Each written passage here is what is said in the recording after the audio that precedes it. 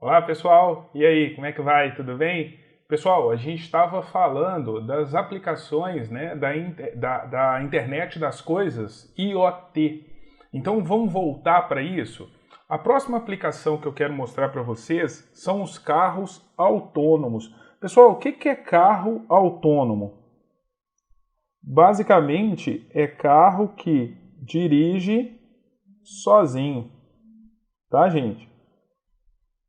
Por que o carro que dirige sozinho é interessante, né, ou usa computação em nuvem? Olha só, os carros autônomos, né, como eu disse, são aqueles que se locomovem sem intervenção humana, e eles podem se comunicar um com o outro para avisar, por exemplo, uma frenagem brusca. Por que isso não acontece? Quando a gente está no trânsito, às vezes o cara para na nossa frente de repente e a gente vai, BUM! Aí você vai falar com o cara e fala, bicho, mas você pisou no freio de repente, cara. Por isso é que tem que se manter a distância de segurança e por aí vai. Não é isso? Pois é, agora imagina dois carros conectados à internet e quando um pisasse no freio, ele se comunicasse com o outro automaticamente que ele está pisando no freio e o outro freasse também ao mesmo tempo. Isso seria muito legal. Seria ou não seria? Ou então o carro se comunica com o semáforo. Isso aí é super real. Gente, eu vou falando isso, parece que eu estou viajando na maionese. Não estou viajando na maionese. Isso é super real. Um carro se comunica com o semáforo para saber quanto tempo falta para o semáforo abrir. E aí o carro diminui a velocidade dele, né, automaticamente para que quando ele passar pelo semáforo, o semáforo seja aberto. Ou então aumenta a velocidade para que ele passe do semáforo com ele ainda aberto, antes dele fechar, e respeitando, é claro, a segurança da via. Mas por que, Pablo, isso? Evitar a parada em semáforo, por exemplo, porque é risco, né? Toda parada em semáforo é risco.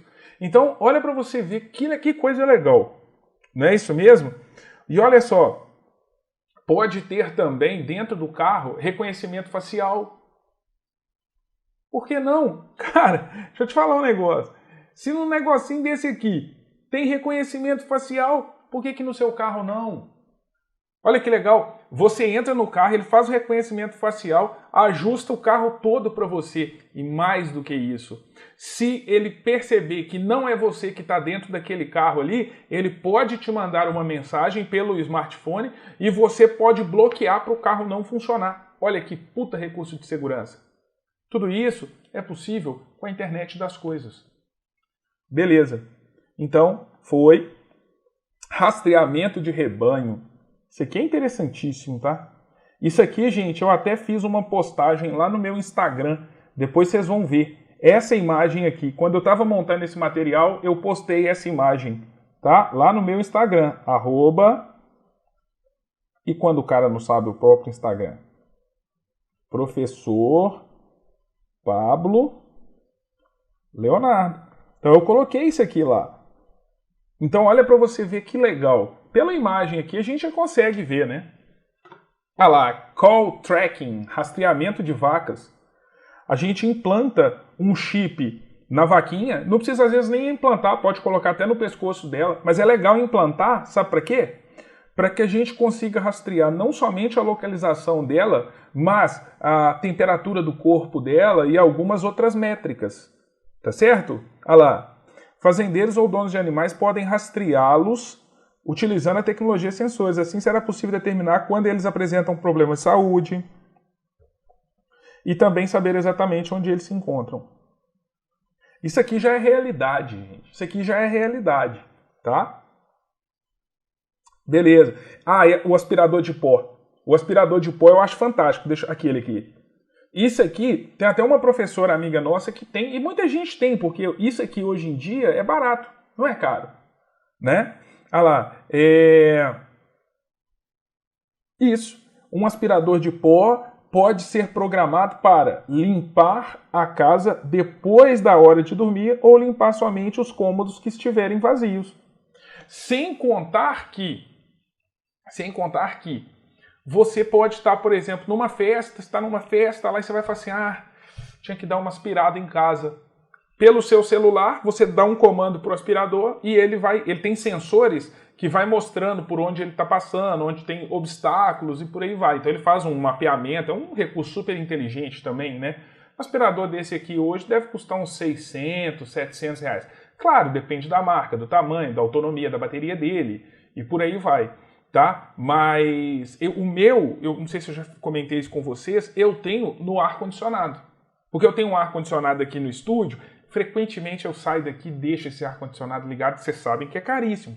Então eu tenho um chipzinho nele que eu consigo controlar pelo smartphone. Então eu consigo controlar, ligar, desligar e tal. Ou então às vezes eu tô chegando em casa, aí eu vou e faço assim, vou passar no estúdio que eu quero dar uma gravada. Aí eu já ligo o ar-condicionado, deixo ele gelando, a hora que eu chegar já tá geladinho. Então tudo isso é possível com a internet das coisas. Tá certo? Lâmpadas. O recurso de lâmpadas, gente, é interessante demais. Primeiro que eu consigo acender e apagar as lâmpadas. Depois eu consigo controlar o brilho das lâmpadas, a cor das lâmpadas e por aí vai.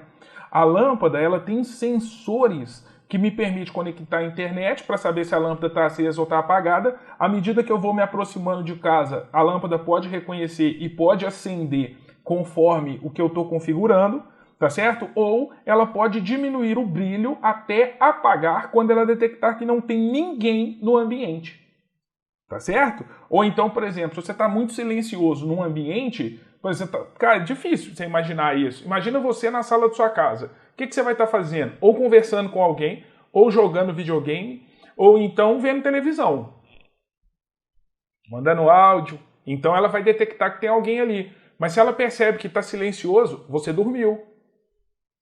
Não é isso mesmo? Você dormiu. Aí ela vai diminuindo o brilho gradativamente até apagar. Aí se você perceber que ela diminuiu o brilho, não era da sua vontade, você faz assim, ela acende de novo. Entendeu? Então, gente, não é uma frescura, não é uma coisa de um filme. Não. Isso aqui traz uma economia para você monstruosa. Isso aqui é segurança. Entendeu? Você tá... né? Você está percebendo, está ouvindo um barulho na rua e tal, você pode, pelo seu smartphone, você acende a luz da sua varanda, da sua sala. Entendeu como é que é? Hoje em dia, gente, uma lâmpada já tem toda essa tecnologia. Tá? Ar-condicionado é o que eu tenho aqui, que eu falei com vocês. Fogão, nossa. Gente, primeira coisa, já aconteceu comigo, já aconteceu no meu prédio, tá? Já aconteceu no meu prédio de deixarem, sabe o que, gente? No fogo? Panela de pressão. E já aconteceu muito. Primeiro, o fogão pode identificar se tem vazamento de gás. Se tiver vazamento de gás, ele pode te mandar um SMS, mensagem de texto, pode emitir um alerta sonoro ou, além disso, ele pode, por exemplo, através, vocês vão ver que existe um negócio chamado atuadores. O que é o atuador? O atuador é aquele cara que recebe um alerta, é um chipzinho, né? É um componente, e ele modifica o ambiente. Por exemplo, se ele percebe que o lugar está muito quente, ele liga o ar-condicionado. Se ele percebe que está muito frio, ele desliga. No caso do fogão, um atuador vai poder fazer o quê? Está vazando gás, ele está percebendo que está tendo vazamento de gás, o que ele faz? Desliga o fogão. Entendeu como é que é? Outra coisa, se ele percebe que o fogo está aceso durante um tempo e não tem peso nenhum em cima da trempe, ele pode desligar o fogão. Então, cara, se você for pensar isso aqui, por exemplo, qual que é o medo que você tem? Vamos pensar assim, ó. Você tem uma... Isso, se Deus quiser, é o fim de todos nós. É a gente ter uma pessoa idosa para a gente cuidar. Né? Por quê? Porque você não quer que sua mãe e seu pai morram agora, igual meu pai morreu com 51 anos de idade. Eu não quero isso. Eu queria que ele tivesse idoso para eu ter cuidados com ele, né? Que ele morresse com 180 anos. É isso que a gente quer. Então, por exemplo, minha mãe hoje tem 66 anos, mas quando ela, se Deus quiser, ela tiver 85, 90 anos, a gente já fica preocupado. Então, por exemplo, preocupação nossa, deixar uma porta aberta. tá certo? Abrir a portaria ou a porta do apartamento para quem ela não conhece. Fogão aceso, gás aberto. Tudo isso é preocupação para a gente. Então, né, se Deus quiser, chegando lá, isso já vai estar mais popular a ponto da gente poder instalar isso aqui tudo para ela, sem contar os sistemas de vigilância. Não é? Então a gente... É o que eu falo, isso aqui é fantástico, isso aqui é fantástico. Né? Se você for pensar, eu sou de 83, até 2000, a gente evoluiu. Mas se você for considerar a evolução que a gente tem de 2000 para cá, é muito maior. É uma loucura, tá? Então tem um fogão aqui, eu coloquei, ó, um fogão seria capaz de cortar o fornecimento de gás e avisar a companhia fornecedora ao detectar um vazamento, ou ainda aumentar e diminuir suas chamas de acordo com a temperatura das panelas. Economia de gás também, né? Aí, gente, ó. Fogão com painelzinho touch. Freezer. Olha lá. Olha que legal. Freezer comercial avisa um fabricante em caso de defeito. Pessoal, aqui eu sou de Minas Gerais. Aqui em Minas a gente teve uma perda, eu acho que, se eu não me engano, 300 ou 400 ampolas de vacina, a Coronavac. A gente perdeu, sabe por quê? Porque deu problema num componente de um freezer e o pessoal só percebeu depois de um tempo. Aí ela saiu da temperatura permitida ou necessária e aí parou, a gente perdeu as vacinas todas. Então você pensa assim, numa situação, numa época, vamos falar assim, esse enfrentamento que a gente está, essa época que a gente está, você perde 400 vacinas, praticamente 400 vidas. É tipo uma chacina. Não é isso mesmo? Agora olha para você ver que legal. Um freezer que, em caso de defeito, ele avisa o fabricante. Desculpa, gente. Ou então ele te avisa. Ó, componente tal está com defeito. Ó, componente tal está instável. Daria tempo de ir lá e trocar. No caso daqui de Minas, se eu não me engano, foi o termostato que deu problema. Tá certo? Então, olha lá. Evitando a perda de comida, vacinas ou outros elementos perecíveis ou pouco duráveis sem refrigeração.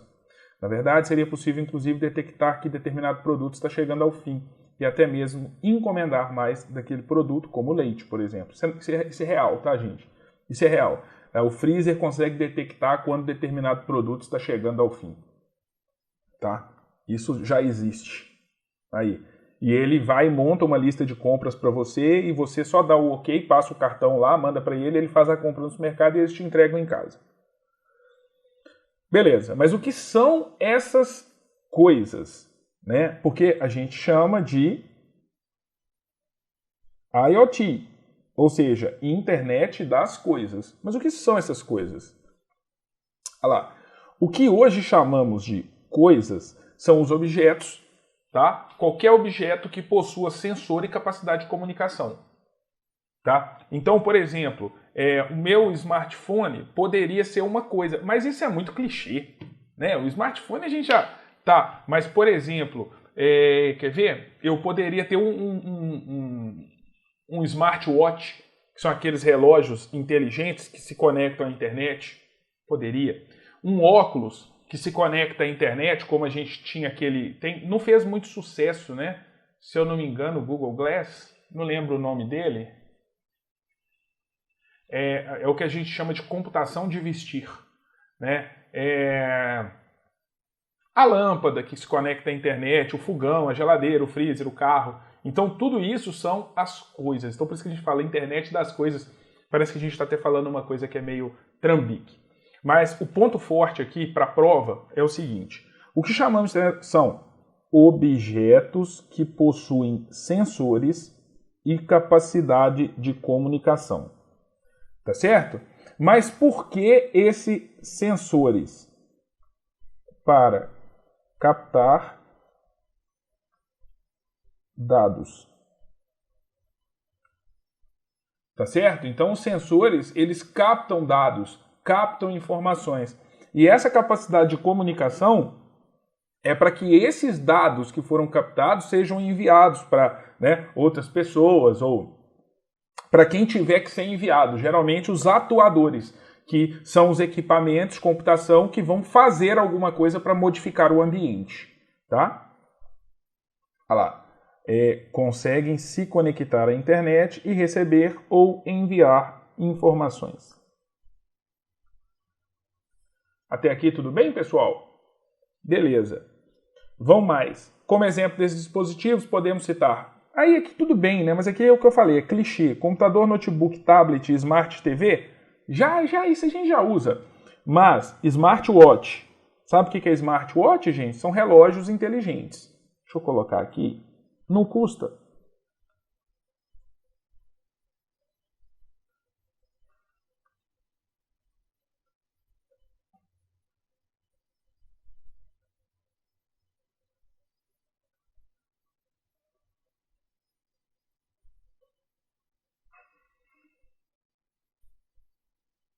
Smartwatch, carro, casa, drones, consoles de videogame, sistemas de vigilância, brinquedos, etc. Tá? Então, essas são as coisas. Para se ter uma ideia disso, saiba que em 2020 tínhamos mais de 40 bilhões de dispositivos conectados à internet. Legal.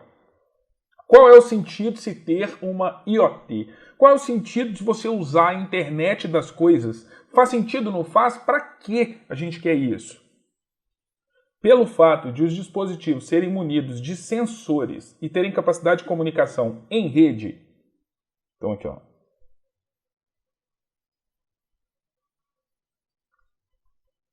Podemos usar IoT para monitoramento de pacientes.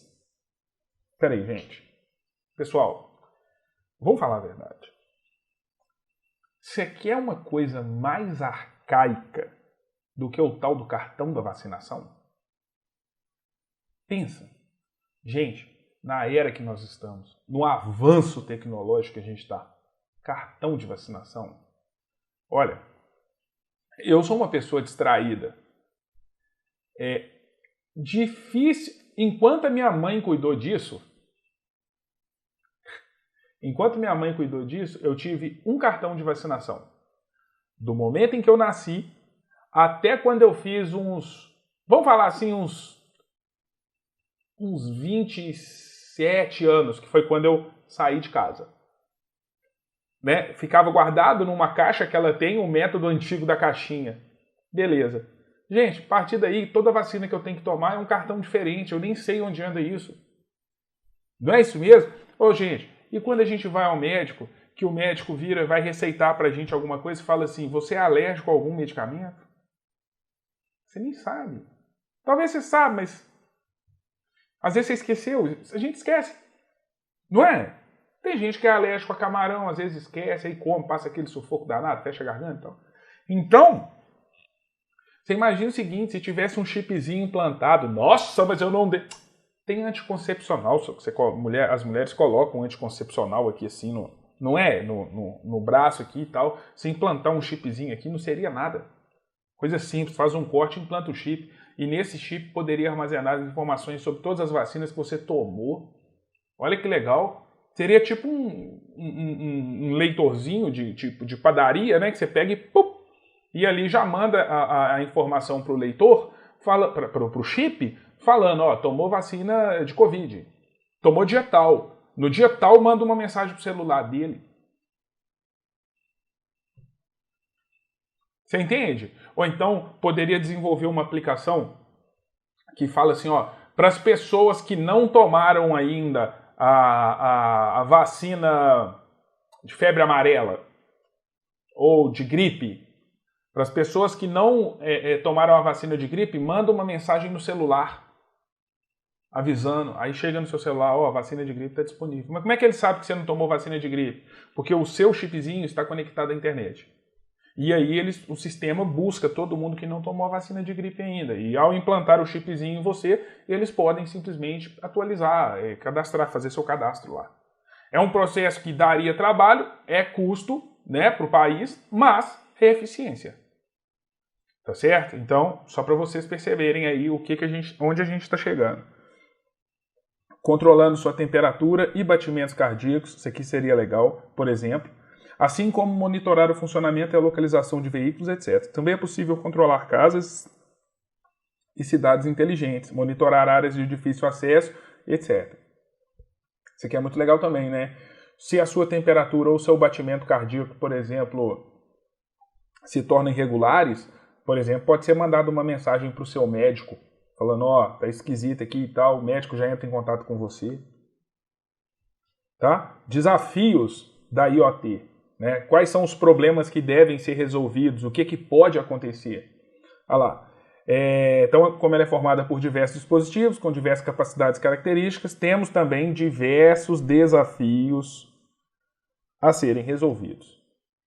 Alguns deles são, presta atenção, isso aqui é citado em prova, a capacidade de processamento de um dispositivo desse, tendo em vista que eles são extremamente pequenos e precisa ter uma capacidade de processamento, tem que ter armazenamento, tem que ter bateria, olha lá, memória, que é para armazenamento, comunicação, que é para ele enviar e receber informações, energia, então tem que ter um fornecimento de energia para eles. Né? Olha para você ver, o equipamento tem que ter fornecimento de energia, não pode consumir muita energia também. Tá? Identificação desses dispositivos na rede, adaptação dos protocolos de comunicação e etc. Lembre-se, aqui não são equipamentos de grande poder de processamento, são equipamentos pequenos dotados de um chip que deve resolver todo esse problema aqui. Tá certo? Beleza. Os dados providos por esses objetos também podem apresentar imperfeições. Os sensores podem estar descalibrados. Claro. Inconsistências, ou seja, os dados podem chegar fora da ordem, além de serem de diferentes tipos, pois são gerados por pessoas, sensores e etc. Ou seja, tem que haver o que aqui? Uma interpretação, um processamento desses dados. Eles são de diferentes tipos, né? São dispositivos heterogêneos, são vários dispositivos. Beleza? Tá. Aí a gente tem os blocos básicos de construção de IoT, tá? Aqui seria basicamente o que? Elementos, tá? Elementos, componentes.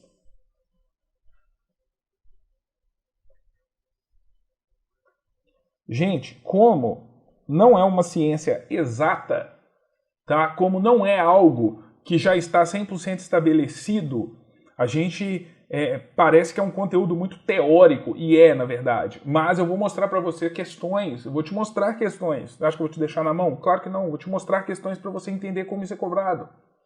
Então vamos embora. Quais são os blocos básicos? Aqui, ó, presta atenção, ó. Combinação de diversas tecnologias que se complementam visando integrar os objetos do mundo físico ao virtual. Os blocos básicos são identificação. Presta atenção nisso aqui, porque isso aqui é importante. Ó. Identificação, então, ó.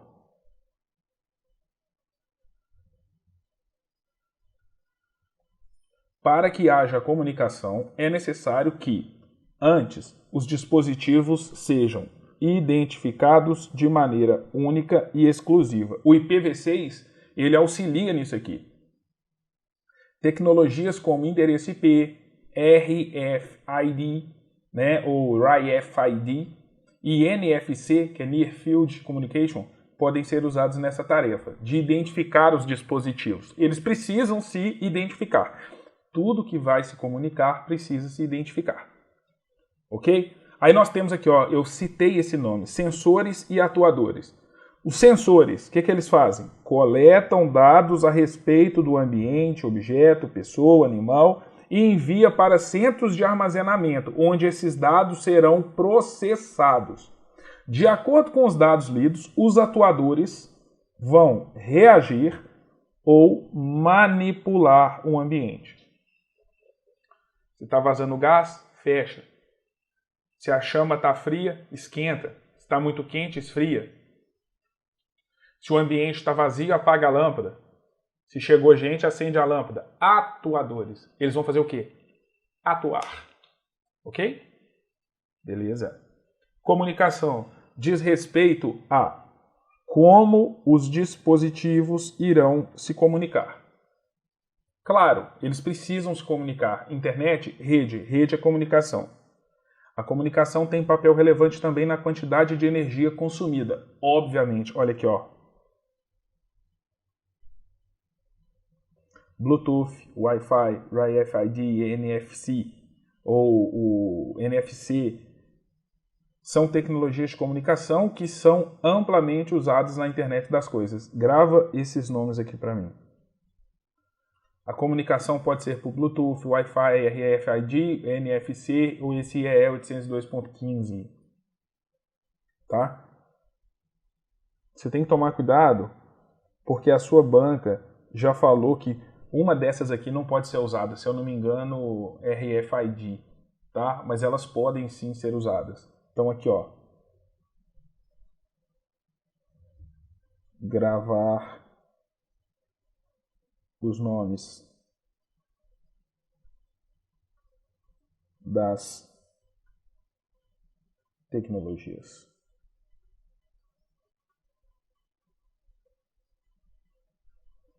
Tá certo? Tá, vamos mais. Tem um outro bloco que é a computação. Tá? Formada pelas unidades de processamento que processam os algoritmos locais nos objetos inteligentes. O que são algoritmos?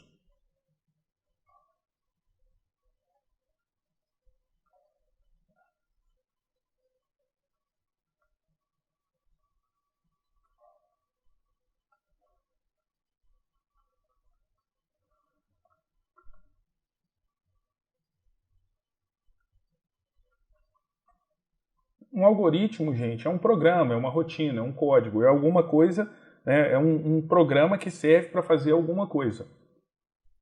Tá? Um algoritmo que faz a leitura da temperatura, um algoritmo que apaga a lâmpada, enfim. Tá. Aí nós temos também os serviços. E o que nós temos aqui? O bloco de serviços da IoT é responsável por prover diversas classes de serviço. Dentre elas, destacam-se os serviços de identificação, que são responsáveis por mapear unidades físicas do interesse do usuário em entidades virtuais. Então, o que seria uma entidade física? Aqui, ó, a temperatura de um local, ele precisa transformar isso em algo virtual. De um local físico, né? Em seu valor com as coordenadas geográficas do sensor em instante da coleta.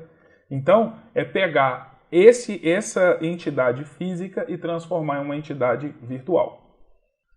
Agregação significa o quê? Agregar os dados. Então, eles vão coletar os dados, né, e vão sumarizar esses dados, homogêneos ou heterogêneos, obtidos pelos objetos inteligentes. Tá certo? Então tem um serviço de, já vimos, identificação, não é isso mesmo? Aí depois os serviços de agregação, foi mais um serviço, colaboração e inteligência, agem sob serviço de agregação de dados. Olha lá, para tomar decisões e reagir de modo adequado a um determinado cenário. Então depois que os dados foram agregados, tem o serviço de colaboração e inteligência que vai tomar as decisões com base naquilo que foi apurado no serviço de agregação. E o serviço de ubiquidade, que visam prover serviços de colaboração e inteligência em qualquer lugar e momento que eles sejam necessários. Ubiquidade, ubico. Bom, a gente está falando aqui da internet das coisas, IoT ou IoT. Não é isso mesmo? Então vamos continuar? A gente está falando dos blocos básicos de construção. Faltou simplesmente falar da semântica. Então, o que é semântica? Faz referência à habilidade de, agora presta atenção, hein? Extração de conhecimento dos objetos. Ou seja, a gente sabe que esses objetos, eles têm sensores. Não é isso mesmo? E que esses objetos têm capacidade de comunicação. Não é, gente? Então, quando a gente tem sensores e tem comunicação, a gente tem o quê? Na verdade, os sensores coletam e por meio de comunicação eles enviam os dados. E aí a gente tem informação. Então, O bloco de construção, também conhecido como semântica, o que ele faz? Ele faz referência à habilidade de extração do conhecimento, né? Lembrando que o conhecimento é a gente interpretar, internalizar a informação, não é? Olha lá, capacidade de processar o conteúdo da informação existente com o objetivo de prover determinado serviço ao invés de apenas apresentá-la aos humanos. Tá certo? Então, ao invés dele simplesmente te apresentar as informações, ele vai processar, ele vai te oferecer um serviço baseado naquelas informações que ele processou, que ele extraiu o conhecimento. Isso a gente chama de semântica. Tá ok? Aí a gente tem as linguagens que a gente pode usar. Então, só para a gente ver aqui, ó, a gente tem identificação, não é isso mesmo? Identificação, serviço, computação. Não é isso mesmo? Se a gente for olhar por aqui, ó, olha os blocos básicos. Identificação, sensores, comunicação, identificação, sensores e comunicação, tá certo. Depois nós temos computação, temos serviços e semântica. Tá bom? Não dá ISCCSS. Dá pra gente fazer assim, né? Identificação, tá? Sensores, comunicação, computação, serviços, semântica. Tá certo? Esses são os blocos básicos da construção. Aí eu coloquei também as tecnologias de comunicação. Porque você se lembra que a gente passou aqui agora, né, por uma lâmina para o slide, em que eu falei com vocês que a gente tem Bluetooth, NFC, o RFID, ou RFID, o Wi-Fi, 802.15, NFC e por aí vai. Então agora eu quero explicar para vocês um pouquinho sobre cada uma dessas principais tecnologias, pelo menos para a gente entender melhor isso aqui, considerando que possa vir alguma questão falando delas. Bom, eu acho que o Bluetooth, o Bluetooth, ele começou a ser muito, o pessoal fala Bluetooth, o Bluetooth, né? O Bluetooth, quando ele veio, ele foi uma das primeiras, assim, vamos falar, que popularizou. Ele permitia que, basicamente, um telefone se comunicasse com o outro. Naquela época, em que o 4G não era tão comum, né? Ou 3G, claro. Não era tão comum a gente ter um dispositivo conectado à internet. Então, por exemplo, se você tirou uma foto, aí você queria passar essa foto para alguém, você passava pelo Bluetooth. Não era isso mesmo? Se você quisesse enviar um contato para alguém, você enviava pelo Bluetooth. Se você fez uma gravação de uma aula ali, né, áudio, não era comum a gente ter celulares com super câmeras. Então a gente enviava por Bluetooth. Hoje em dia, o Bluetooth ele já não é tão utilizado para um smartphone com o outro. A gente usa o Bluetooth, por exemplo, para fazer a comunicação de um fone de ouvido com o smartphone, ou com o computador, ou então do seu smartphone com o som do seu carro. Então, quando você fala assim, eu vou conectar o meu a gente corta, né, as etapas. Porque o certo seria falar assim, por Bluetooth, eu vou conectar o aplicativo do Spotify, que está no meu smartphone, no sistema de som do meu carro. Mas geralmente a gente fala assim, estou conectado no Spotify. Pronto, e todo mundo entende o que é e tal, mas o que está envolvido ali é a tecnologia Bluetooth. O Bluetooth é muito legal porque ele é nativo em grande parte dos equipamentos hoje em dia, até televisores mesmo a gente tem Bluetooth, e ele é de fácil configuração. Então quando você ativa os dois, o Bluetooth nos dois dispositivos que devem se comunicar, eles já se encontram. E aí você faz o pareamento né? Você pede para um dispositivo se comunicar com o outro, aí aparece uma mensagem de confirmação nos dois. Aí você confirma nos dois e eles estão pareados, estão prontos para se comunicar. Só que ele não é de alta velocidade e a distância dele não é uma longa distância, tá? Bluetooth geralmente ele vai até 10 metros, 8 metros, mais ou menos, tá? Depende também do dispositivo. Mas eu coloquei aqui. Transferir informação entre dois ou mais dispositivos que estão perto um do outro, ou em outras situações onde não é necessário alta taxa de transferência de informações. Ele é comumente usado para transferir dados de áudio para ou de celulares, por exemplo, um fone sem fio, ou transferir dados entre computadores de bolso. Bluetooth simplifica a descoberta e configuração de serviços entre dispositivos. Os dispositivos Bluetooth anunciam todos os serviços que suportam e podem fornecer. Por isso, né, é basicamente o que eu falei mesmo, tá? Lembre-se, é necessário o pareamento. O que é pareamento? Pareamento é quando a gente faz com que um dispositivo Bluetooth passe a reconhecer outro. Tá certo? Então ele passa a reconhecer outro dispositivo Bluetooth. Beleza. Aqui, falei, né?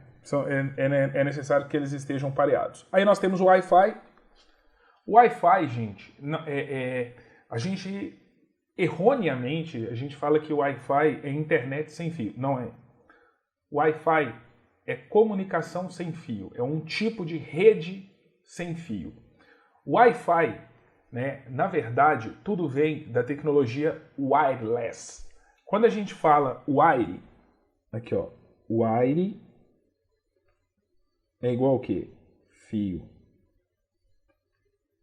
E less é o quê? Ausência de. Ausência. Pronto. Tá? Então, wireless é sem fio, ausência de fios e cabos e tal. É uma tecnologia de comunicação sem fio. Pablo, é igual ao Bluetooth? Sim, vamos falar assim, tem os mesmos conceitos do Bluetooth. Tá certo? É comunicação sem fio e tal. Porém, ele necessita uma configuração adicional. Porém, também, novamente, ele é de um alcance maior, dependendo dos equipamentos que você está usando, e também uma velocidade maior. Tá certo? Tá. Gente, fiquem atentos, pois sempre que estivermos falando de redes Wi-Fi, o protocolo utilizado é o 802.11. Tá? Esse é o protocolo utilizado. 802.11. Legal. Beleza. Aí aqui nós temos o NFC, tá? Near Field Communication. É uma comunicação de campo próximo. Eu acho que isso aqui já dá pra gente perceber bem o que ela faz, tá? É uma tecnologia de transmissão de dados sem fios a curta distância. Muito comum ver aparelhos eletrônicos que já possuem nativamente essa tecnologia. Na verdade, são equipados com um chip NFC. Fechadura eletrônica, né, que basta que você passe um cartão ali e ela abre. Televisores têm NFC para você transmitir dados e tal. Máquina de cartão de crédito e os próprios cartões de crédito. É aquela tecnologia de aproximação que a gente tem nos cartões. Relógios, dentre outros. Beleza? Comunicação de campo próximo.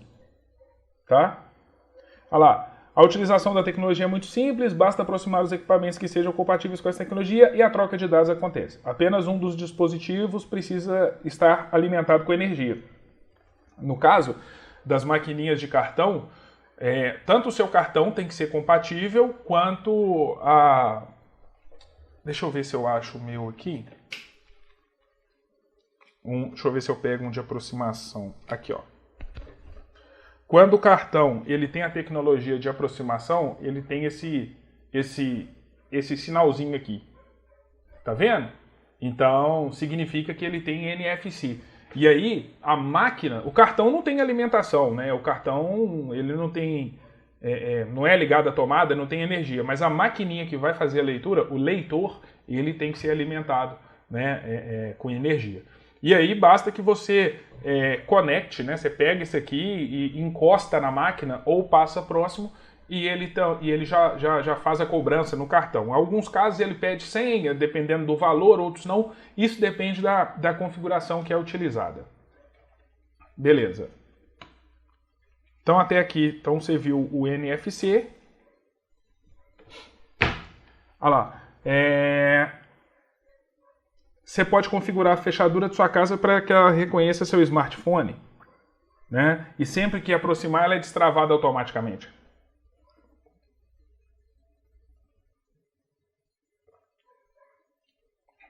Também é usada no sistema de pagamento por aproximação. Ok? Beleza.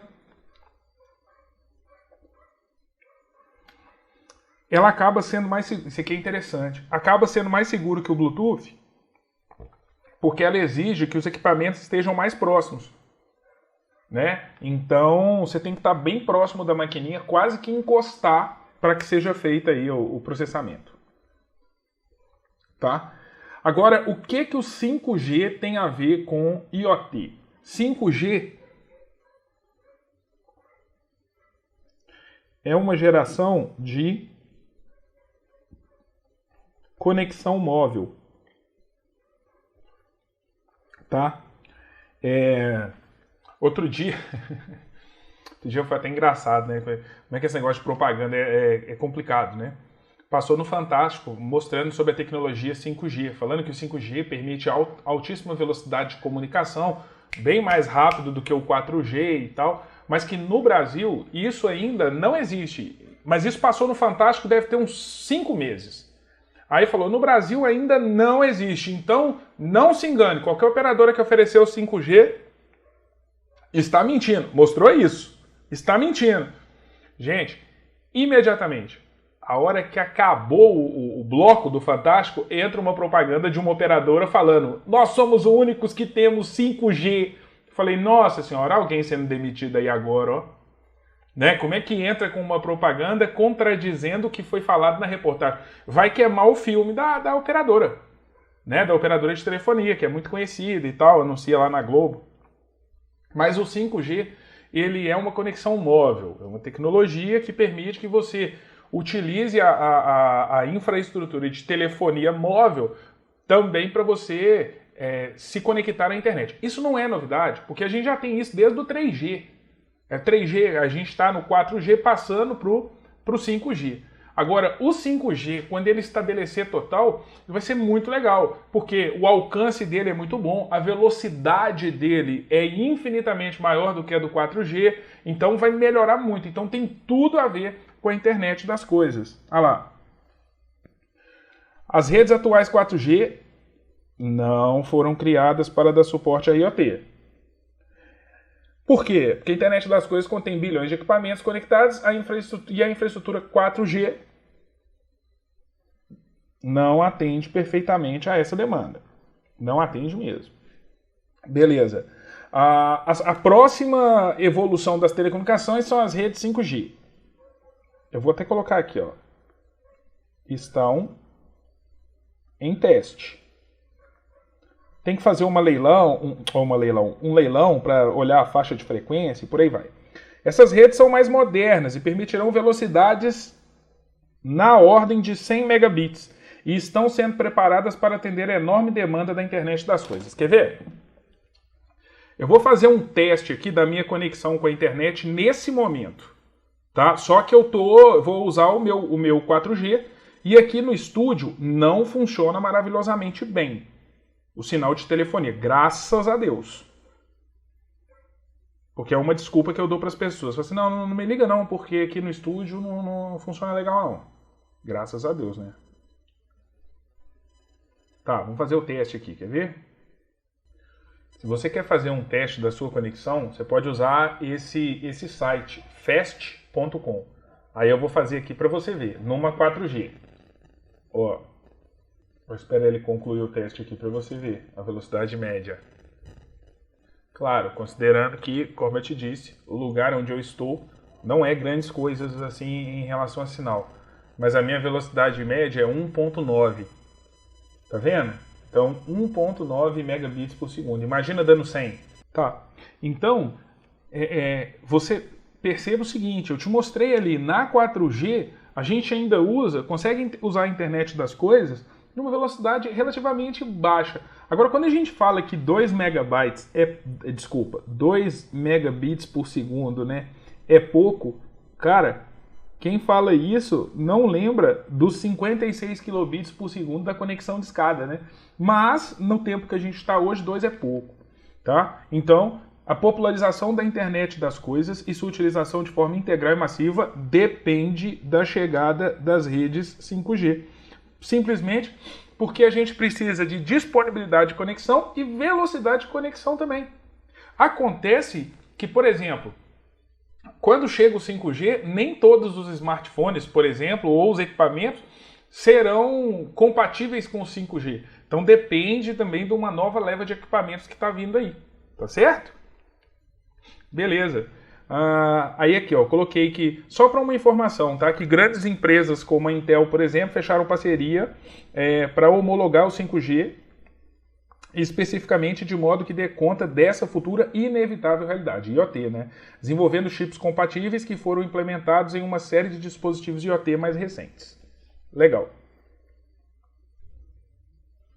Olha lá, com uma rede pensada para esses dispositivos, cada um deles usará somente o que for necessário, quando precisar, e, dessa forma, os problemas de tráfego serão minimizados, ou seja, eles só vão usar a estrutura necessária da rede quando for necessário enviar as informações, e não o tempo todo. Bom, aí aqui tem aqui, o IoT é 100% seguro? Aqui de cara eu já vou te falar, nada é 100% seguro.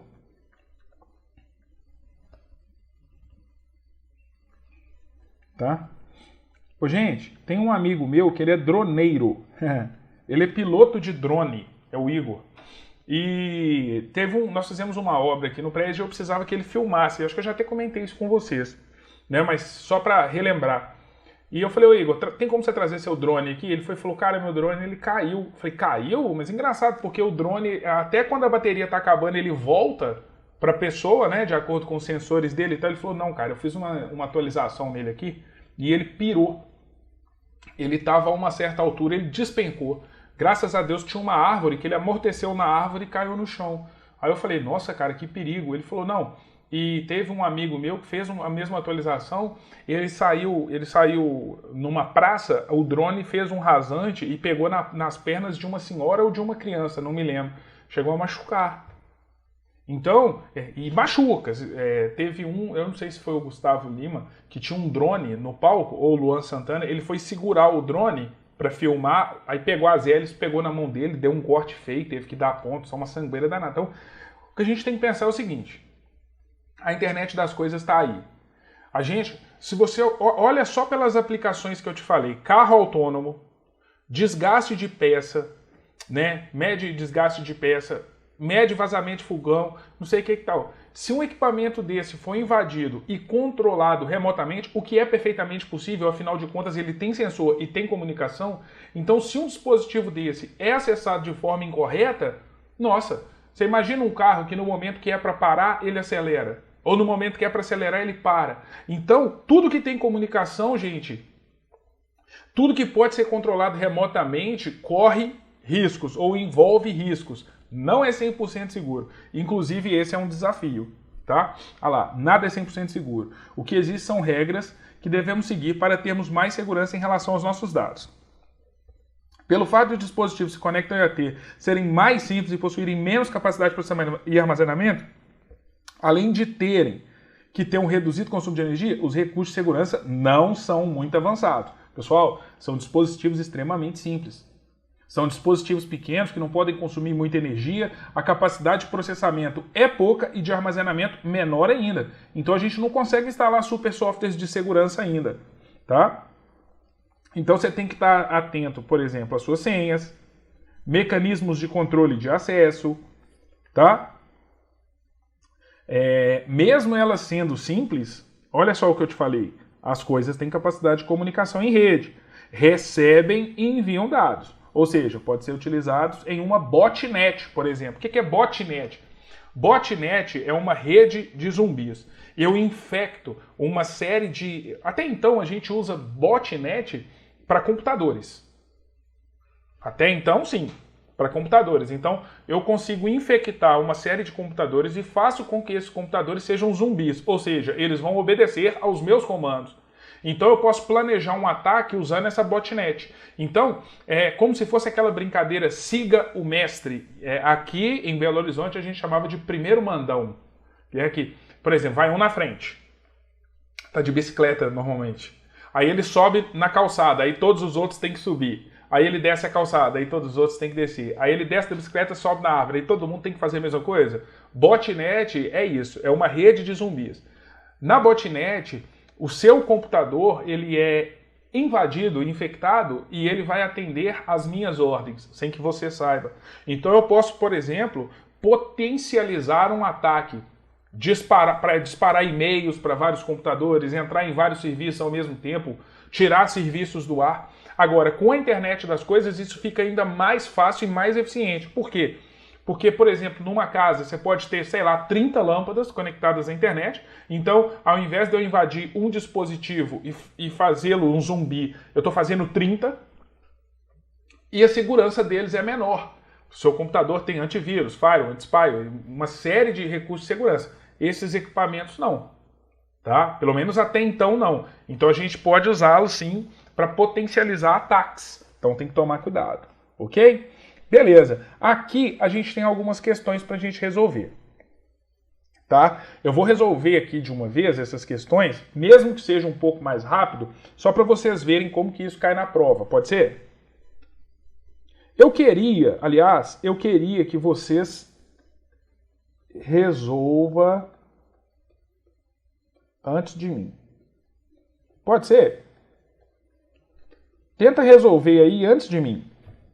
Eu quero que você resolva todas. São 1, 2, 3, 4, 5, 6, 7, 8. São 8 questões. Tá? Então eu vou tentar passar mais rápido, ó. A integração cada vez maior da tecnologia nos objetos e, consequentemente, na nossa vida e negócios está em evolução e é uma tendência que tem o objetivo de conectar objetos do mundo real a pessoas. Conectar objetos do mundo real a pessoas. Analise a alternativa acima e escolha a alternativa correta.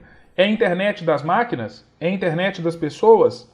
É a internet das coisas. Internet com a internet das pessoas. Mecanismo de detecção inteligente. Não. A gente está falando de internet das coisas. Poderia vir como IoT também. Beleza. Próxima. As inovações tecnológicas ajudam em vários elementos da vida. Grandes corporações são constantemente favorecidas por essa novidade, desde que paguem por elas. E isso também ocorre nas residências. Mesmo que as pessoas às vezes não saibam de sua existência, a IoT está cada vez mais popular e faz parte de vários dispositivos domésticos, como TV, geladeira, telefones, celulares e outros. Sabendo disso, assinale abaixo a opção que traz o significado em português do termo IoT, Internet das Coisas. Resposta letra E. Beleza. Uma pesquisa identifica 30 ocupações que irão surgir na próxima década e evidencia que, por causa da inovação, os empregadores estão buscando um novo perfil de trabalhador. Uma pesquisa do Senai, elaborada em 2019, identificou 30 profissões que vão surgir com a indústria 4.0, evidenciando a relação entre as novas ocupações e as mudanças tecnológicas. A pesquisa mostra que um dos líderes da corrida que moderniza as indústrias do Brasil é o segmento automotivo. É a área onde os especialistas mais prevêem impactos da quarta revolução industrial. Na área de tecnologia da informação e comunicação, irá se destacar o analista de internet das coisas. Só que aqui vai ter que vir um termo X, e a explicação dele é a internet das coisas. Que termo é esse? IoT. Internet das coisas. É isso que significa o termo. Beleza? Mais uma. Acerca da internet das coisas, assinale a alternativa correta. A internet das coisas é uma forma mais econômica de acesso à internet, a qual permite que dispositivos como geladeiras ofereçam internet a celulares e computadores de usuários, dispensando a necessidade de aquisição de roteador? Nada disso. Não tem nada de ser mais barato e o seu equipamento não se torna um provedor. Como exemplo de internet das coisas, é correto citar um dispositivo que mede a temperatura ambiente interna de um escritório e envia essa informação pela internet. Pode ser sim. Mas vamos ver. Um exemplo de internet das coisas é o Bitcoin, que é uma moeda virtual e iniciou a era da internet das moedas. Que isso? Nada disso. Tem isso não. É porque o Bitcoin não é uma moeda física, mas não tem nada a ver com a internet das coisas. A internet das coisas opera separadamente da internet das pessoas e, por isso, não é possível enviar os dados coletados por dispositivos conectados à internet. Tá doido? A internet é uma só. Só que a internet das coisas é porque os dispositivos estão conectados à internet. A internet das coisas tem grande aplicação em ambientes domésticos e escritórios, mas pouca em ambientes industriais? Tá louco? Tá louco? E o monitoramento de produção? E as máquinas? E os funcionários? Ah, tá doido. Então a resposta é a letra B de bola. Próxima questão. Sobre a IoT e seus blocos básicos de construção. Identifique como verdadeiro e falso as seguintes afirmativas. Na IoT, os objetos podem prover comunicação entre usuários e dispositivos, viabilizando diversas aplicações, tais como coleta de dados de pacientes e monitoramento de idosos e sensoriamento de ambientes de difícil acesso. Essa está certa. Se ela está certa, vamos tirar as que dão como errada. Pelo que eu sei, analisando as que ficaram, a terceira tem que estar errada.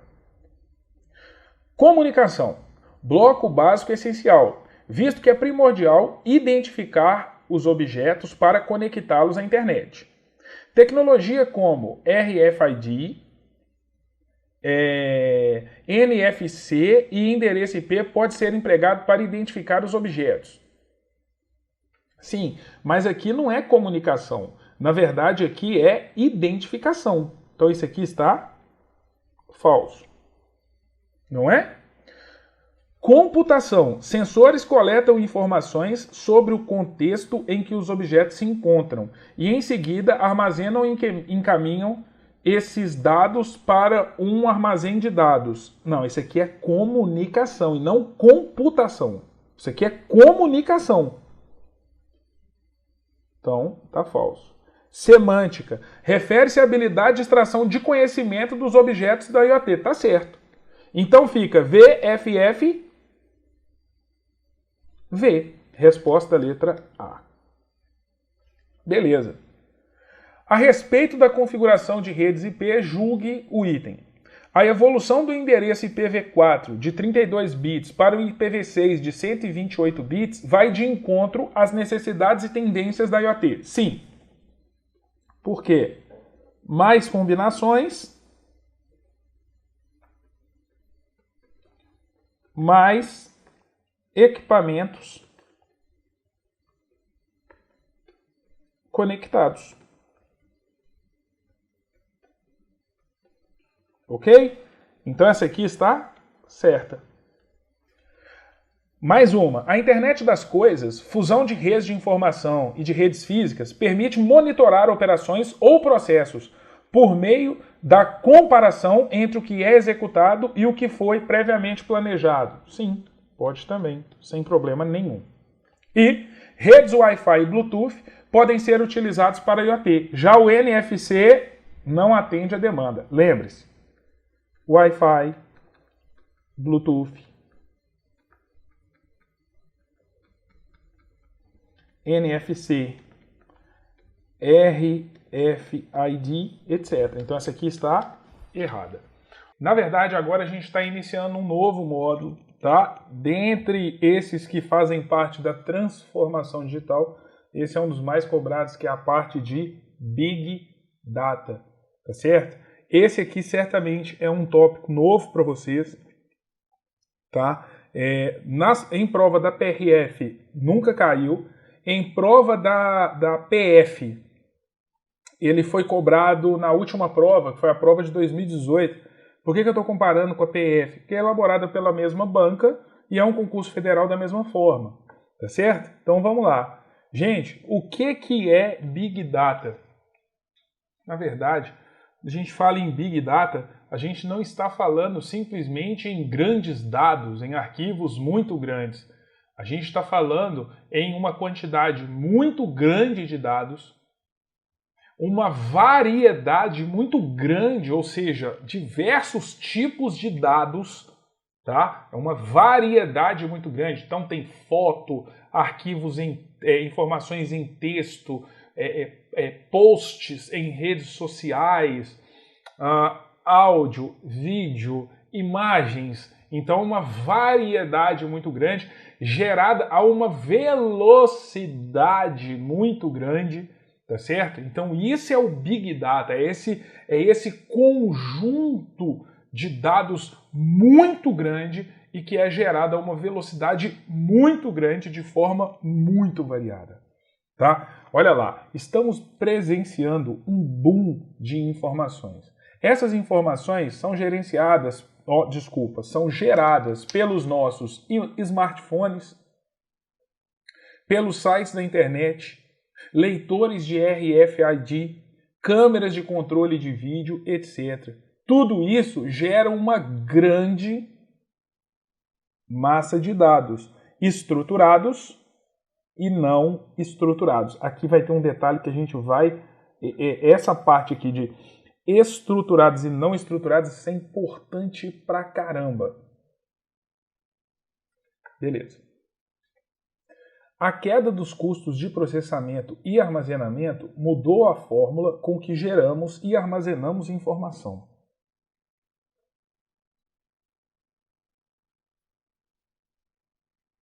Gente, basta a gente lembrar o seguinte. Década de 90, o símbolo de status era o cara ter um disquete.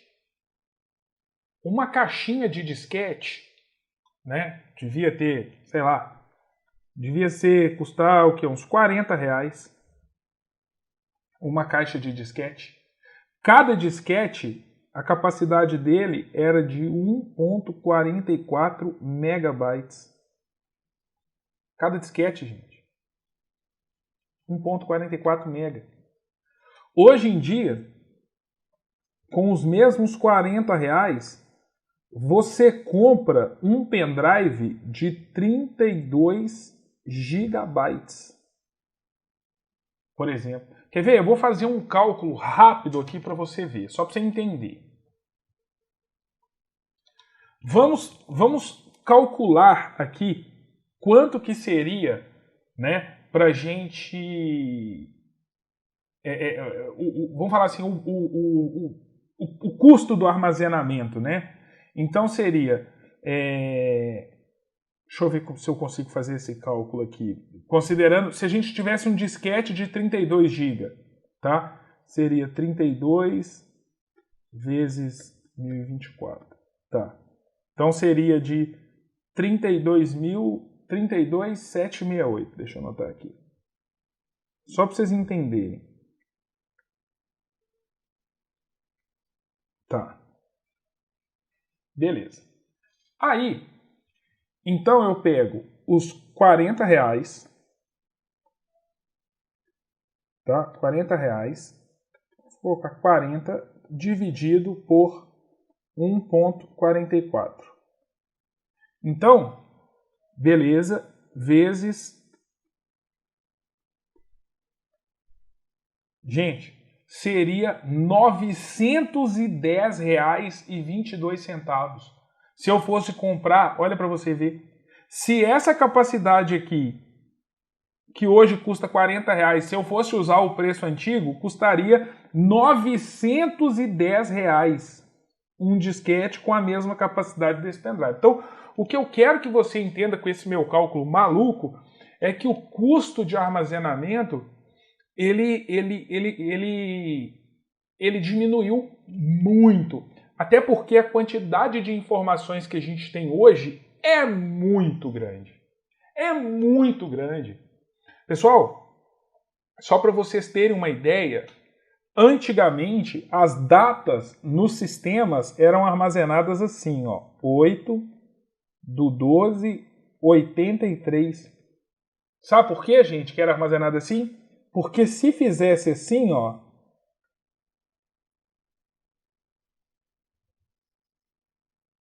a gente ocupava mais posições de memória. Então, como a memória, o armazenamento era muito caro, quanto menos informações a gente pudesse armazenar, melhor era. Então, isso ocasionou o que a gente chama de bug do milênio, né? Que a gente ficou com medo e tal. Por quê? Porque quando a gente estava em 1999, quando a gente passasse para o ano 2000, ele entenderia como 00. E a gente não sabe se ele entenderia como 1900 ou 2000. Então, gente, enquanto que a virada do ano foi de muita festa, o novo milênio estava para chegar, muitos analistas de sistemas e o pessoal da tecnologia ficaram trabalhando o tempo todo para evitar um grande caos, uma grande pane nos sistemas, exatamente por causa desses 2 dígitos aqui que a gente não usava, né? A gente, ao invés de armazenar o ano com 2 dígitos, com 4 dígitos, a gente armazenava com 2. Beleza. Olha só, pessoal, só para você ter uma ideia, no início dos anos 2000, as informações em formato digital correspondiam a 25% total. Então, apenas 25% das informações que a gente tinha em 2000 era digital. Todo o resto era analógico, estava no papel. Entre 2012 e 2014, a informação digital já correspondia a 98%. Por quê? Devido ao aumento da quantidade de informações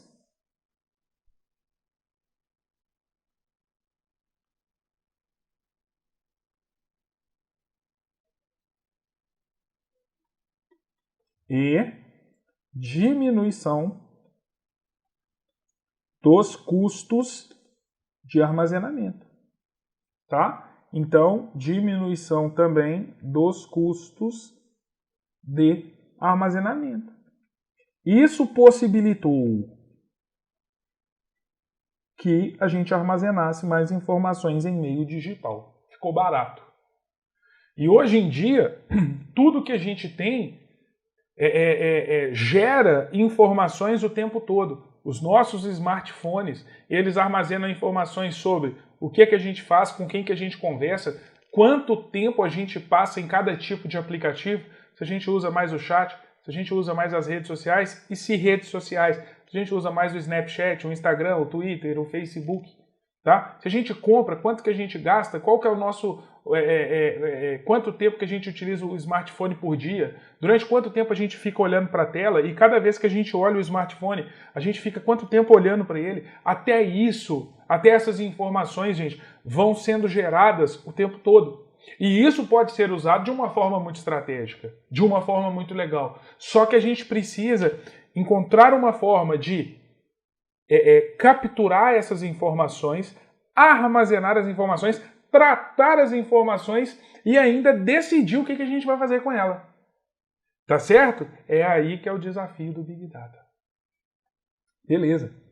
É importante que esses dados sejam aqui, ó, armazenados e analisados, pois eles podem indicar fatos importantes como a mudança de comportamento de consumo de clientes, migração de clientes para a concorrência, surto de doenças infecciosas. As empresas precisam possuir acesso a essas mudanças de mercado e das pessoas em geral, sob pena de ter o seu fim corporativo. Você precisa saber disso. Por exemplo, se você está percebendo, né, se você percebe que, vamos falar aqui, vamos pegar no caso do Supremo, Tá? O Supremo percebe, por meio de análise de dados, que 70% dos alunos assistem vídeos pelo smartphone.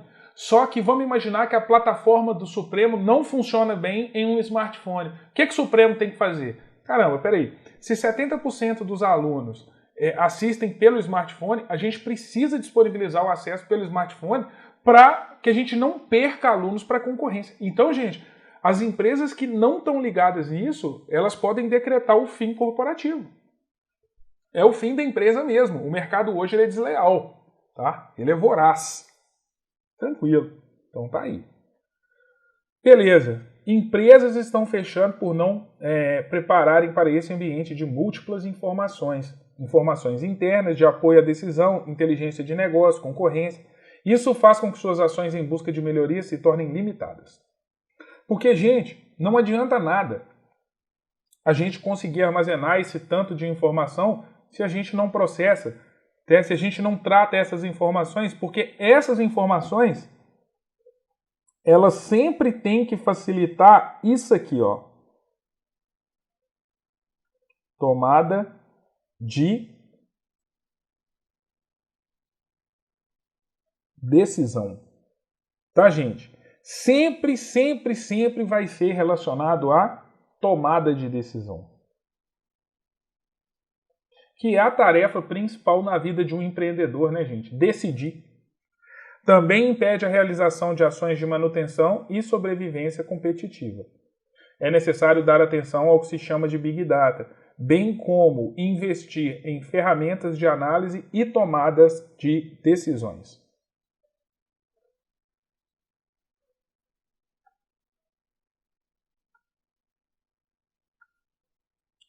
São softwares, a sua banca vai falar isso aqui, tá?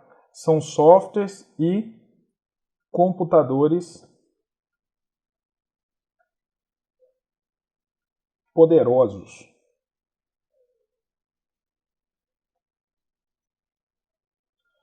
Uma vez que essas informações são geradas a uma grande velocidade, uma grande variedade, você precisa ter um software e computadores que sejam rápidos o suficiente e eficiente o suficiente para dar conta daquilo tudo ali. A gente fala, pessoal, que Big Data ele é baseado... Na verdade, aqui a gente mostra os 3 Vs principais da Big Data. Do Big Data. Por que a gente fala que são 3 Vs? Porque são 3 características que começam com a letra V. Tá? Que é volume, variedade e velocidade. Tá? Então é aquilo que eu te falei. Os dados eles são gerados em um volume muito grande, ou seja, são muitos dados. Tá? A variedade muito grande, ou seja, diversos tipos de dados, e é uma velocidade muito grande, ou seja, muitos dados gerados rapidamente. Então, variedade, velocidade e volume. A gente ainda tem mais 2, que é o que a gente chama de valor. As informações têm que ser informação de valor e veracidade. Ou seja, devem ser informações confiáveis. E essas são os 5 Vs que norteiam é a palavra, o Big Data. Porém, presta atenção. Se você pegar uma questão que fala somente em 3 Vs, volume, variedade, velocidade. Ok? Então tá aqui.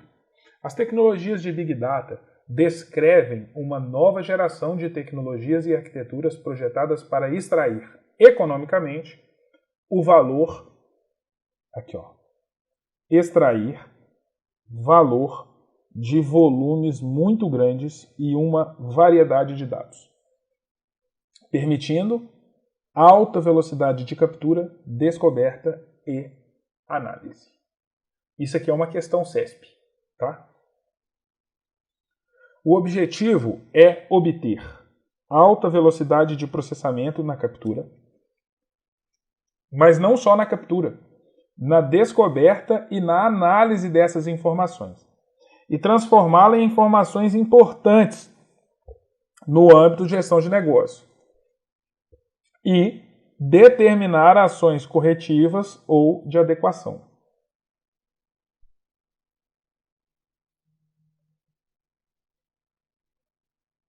sem isso, não faz sentido. Ou seja, se você não determinar ações corretivas, para que você vai capturar, armazenar e tratar? Né? Você tem que ver a coisa acontecer e você tem que tomar uma ação. Você tem que fazer alguma coisa, senão não faz sentido. Tá? Tá aqui. Beleza? Big Data, com seu enorme conjunto de ferramentas, permite que a empresa tenha insights. Ou seja, intuição, clareza, entendimento da verdade oculta, coisas que não estão na cara, que levarão a empresa a ter melhores, sempre, gente, sempre decisões e uma direção estratégica para o negócio. Dados ruins nos dão resultados ruins. Ou seja, as ferramentas não bastam. Eu vou colocar aqui uma frase que eu uso muito. Entra lixo, sai lixo. Ou seja, gente, quando a gente está falando em dados, porque tudo depende dos dados que estão entrando. Os dados estão entrando, a ferramenta vai capturar, vai tratar esses dados, vai processar esses dados e vai extrair informações relevantes no processo de tomada de decisão. Então, aquele conhecimento que a gente conseguiu, ele depende dos dados que estão entrando. Então, se entra dado ruim, sai conhecimento ruim.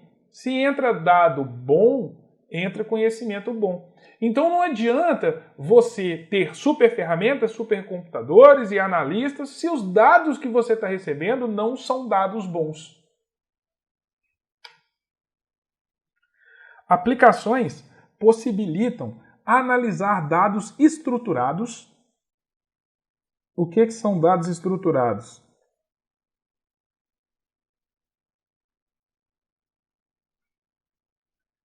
Dados estruturados são dados que podem ser armazenados em tabelas. Eu não sei se você já chegou a ter contato com bancos de dados relacionais, né? Não cai para vocês da PRF, mas na PF cai, né? A parte de entidades, relacionamentos e tal. Mas normalmente, quando a gente tem bancos de dados relacionais, né, os dados, quando são estruturados, quer dizer que eles podem ser armazenados em tabela.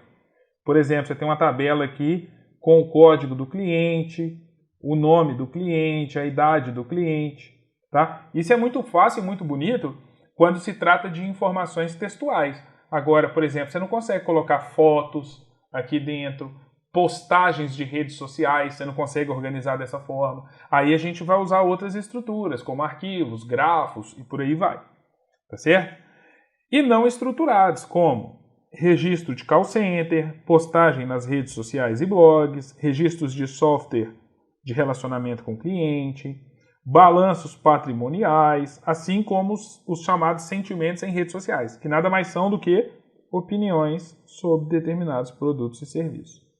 Tá? Então, Big Data, isso eu quero que vocês entendam e anotem e destaquem, não trabalha somente com dados estruturados, mas sim estruturados mais dados não estruturados. São os dois, estruturados e não estruturados. Beleza? Tá vendo? Isso aqui, gente, representa o quê? Aqui eu estou representando 2. Aqui eu estou representando, olha o volume de dados, pessoal. Olha a variedade, gente. Tá vendo? Olha a riqueza dessa imagem. Vários tipos de dados entrando, passa por esse funilzinho aqui e cai na ferramenta, onde a gente vai ter as dashboards, os painéis que nos mostram tudo, gráficos e por aí vai. Olha que legal, pessoal. Olha que imagem. Beleza. Big Data é baseado em 5 Vs. Esses aqui são importantes pra caramba. Quais são eles? Ó, velocidade, volume, variedade, veracidade e valor.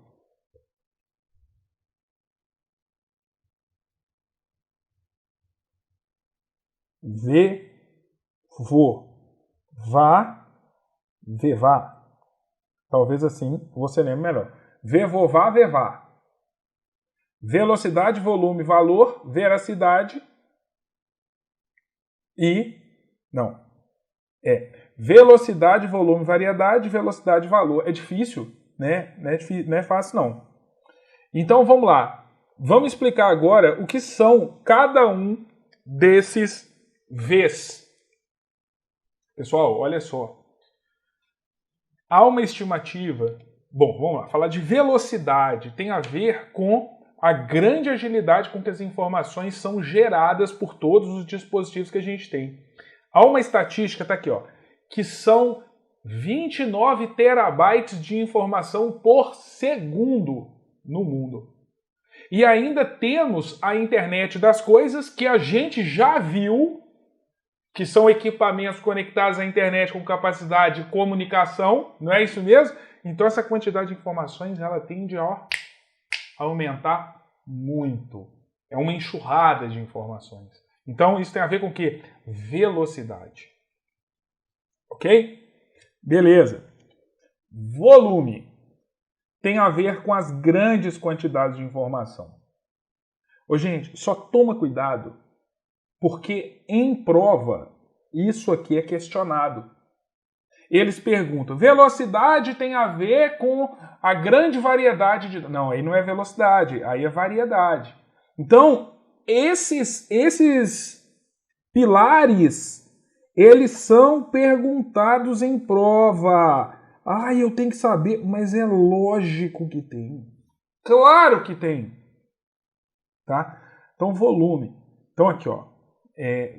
Então, eu vou selecionar sempre um pouquinho, tá? Aqui, ó. Grande agilidade com que os dados são produzidos. Volume. Grandes quantidades de informação. Cada pessoa por dia produz um volume muito grande de informação, como gostos musicais, localização geográfica por períodos do dia, meios de transporte utilizados, etc.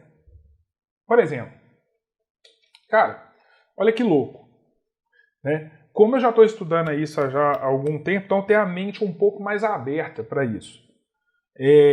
Sabe aqueles painéis digitais, aqueles painéis de LED que fica passando propaganda o tempo todo? Olha para você ver que interessante. Uma empresa de painéis pode usar ferramentas de Big Data para quê? Analisar as localizações dos smartphones de todo mundo ali, daquela cidade, e perceber em qual horário que aquelas pessoas, ou analisar, falar assim, poxa, então a gente está analisando que de meio-dia até as 19 horas, a faixa etária das pessoas que passam por aqui, na média, é essa. Então, mais pessoas entre 70 e 80 anos passam aqui nesse horário. E aí pode começar a exibir propagandas para esse público, né, para esse público mais maduro, nessa hora. E aí? Né? Se eles começam a exibir, por exemplo, propaganda de plano funerário, é melhor exibir para pessoas idosas ou para crianças? Pela lógica da vida, para pessoas idosas. Odeio falar sobre isso. Detesto sobre plano funerário. Beleza. Então o volume está aqui. Tá? Aqui, ó. Volume, valor, veracidade, variedade, velocidade. Se você falar isso, parece que você está repetindo algum termo. Vamos lá. Variedade tem a ver com a grande diversidade de informações. Essas informações podem ser áudio, imagem, vídeo, curtida, texto, localização, informação sobre transação comercial. O desafio do Big Data é lidar com uma grande variedade de informações simultaneamente. Tá? Mais uma vez eu falo.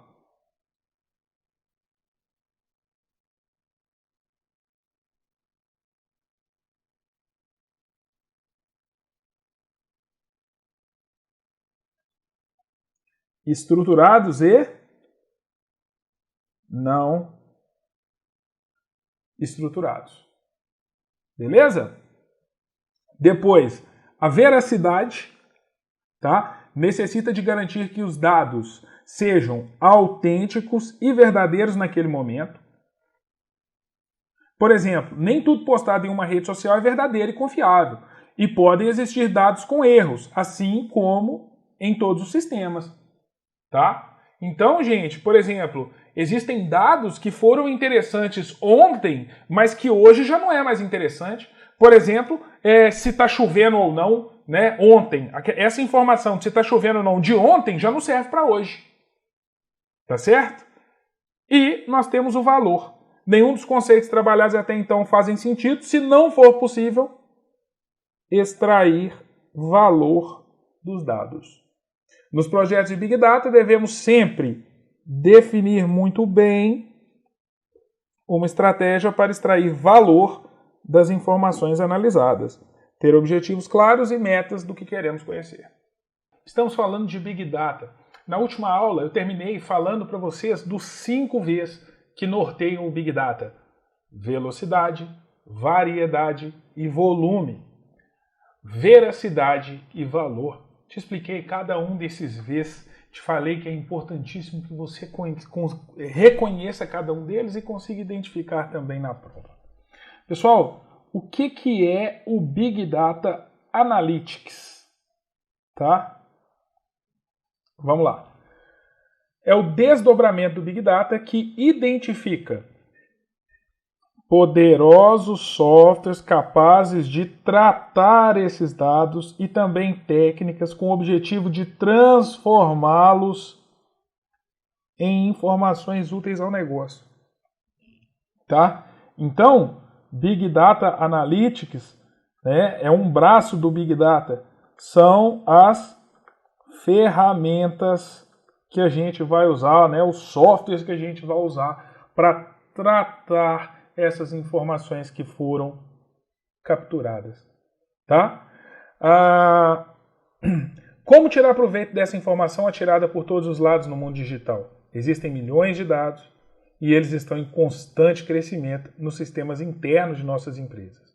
Esses dados não são explorados e ou não possuem uma aplicação analítica desenvolvida. Aí é que entra o Big Data Analytics. Então, um conjunto de ferramentas estatísticas, matemáticas, que vão identificar padrões, tratar esses dados, tá, gente? Beleza. Antes da criação do que chamamos de Big Data Analytics, essas informações eram analisadas, eram analisadas por fórmulas matemáticas e estatísticas aplicadas pelos seres humanos e respeitando suas limitações. Então, por exemplo, os seres humanos é que tinham que aplicar essas fórmulas, né? No máximo ali uma planilha do Excel, ele criava fórmulas para fazer esses cálculos, analisar a parte de estatística desses milhões de dados. E aí a gente tinha limitação, né? O índice de erro é maior, a velocidade é menor, é um processo mais truncado, tá certo? Foi aí que houve a necessidade de se criar o que a gente chama de Big Data Analytics. Tá?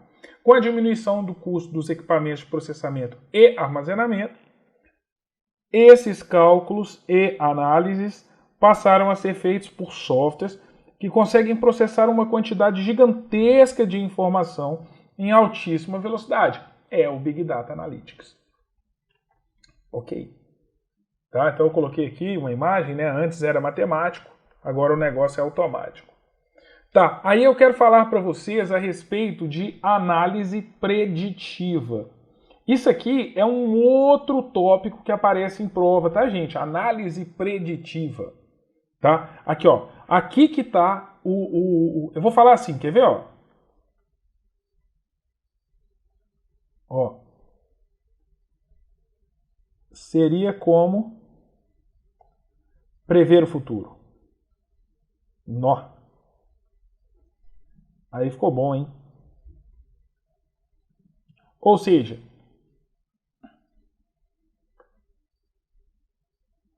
com base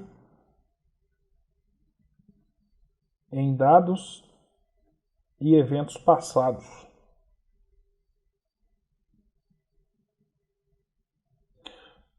Meus amigos, futuros policiais rodoviários federais,